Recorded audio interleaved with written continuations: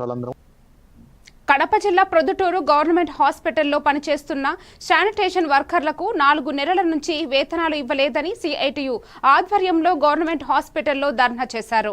ఈ ధర్నాను ఉద్దేశించి సిఐటియు జిల్లా కార్యదర్శి Satyanarayana government hospital workers union అధ్యక్షుడు రాఘవ మాట్లాడుతూ ప్రొద్దుటూరు గవర్నమెంట్ హాస్పిటల్లో పనిచేస్తున్న శానిటేషన్ వర్కర్లకు 4 నెలల నుంచి వేతనాలు ఇవ్వలేదని, వారి కుటుంబాలు ఎలా జీవిస్తాయని అన్నారు. వారికి ఇస్తున్న వేతనం చాలా తక్కువ వేతనం ఇస్తున్నా వెట్టి చాకరీ చేయించుకుంటున్నారన్నారు.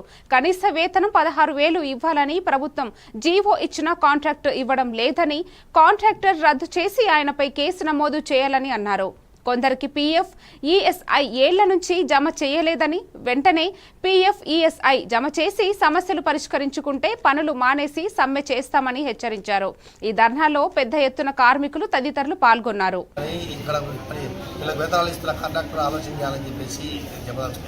ఎందుకంటే వీళ్ళ తరపున కాంట్రాక్ట్ తీసుకునే అతనికి కోట్ల రూపాయలు అర్జిస్తూ ఉన్నారు.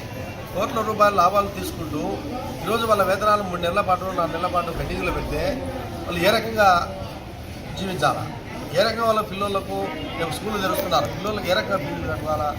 కాబట్టి ఒకటే ప్రభుత్వం జీవో నామ్స్ ప్రకారము 18,500 రూపాయలు వేతనాలు ఉన్నాయి. 18,500 రూపాయలు వేతనాలు ఇవ్వాలా. అది కాకుండా తక్కువ వేతనం ఇస్తున్నాడు 12,000 రూపాయలు. అంటే 12,000 రూపాయలు ఇచ్చి నువ్వు వీళ్ళతో వెట్టి చాకరీ చేసుకుంటున్నాం, నీ మీద క్రిమినల్ కేసు నమోదు చేయాలని చెప్పేసి మేము సిఐటిగా ప్రశ్నించదలుచుకున్నాం. కాబట్టి ఇప్పటికైనా చెప్తున్నాం, రేపు సోమవారం కలెక్టర్ని కూడా కలుస్తాం. ఈ తక్కువ వేతనాలు ఇస్తున్నారు, అతనిపైన కేసు నమోదు చేసి అతని కాంట్రాక్ట్ రద్దు చేయాలని చెప్పేసి పద్ధతిలో రేపు కలెక్టర్ గారిని కూడా కలుస్తాం. కాబట్టి మేము అడుగుతున్న చిన్న న్యాయమైన కోరిక, 4 నెలల నుంచి వేతనాలు ఇవ్వలేదు, వెంటనే వేతనాలు ఇవ్వాలా. రెండవది, తక్కువ వేతనం ఇచ్చి వెట్టి చాకరీ చేయించుకుంటున్నారు. గవర్నమెంట్ హాస్పిటల్లో శానిటేషన్ వర్కర్లు 60 మంది ఉన్నారు. కాబట్టి వాళ్లకు ఈరోజు కనీసం వాళ్ళ జీతం కూడా ఇచ్చే పరిస్థితి లేదు. కాంట్రాక్ట్ 3 నెలలు అయింది, ఇది 4వ నెల కావస్తుంది. కానీ ఇక్కడ ఉండే శానిటేషన్ వర్కర్లకు జీతాలు కానీ వాళ్ళు ఇవ్వలేదు. వాళ్ళ పీఎఫ్, ఈఎస్ఐ చాలా సమస్యలు ఉన్నాయి.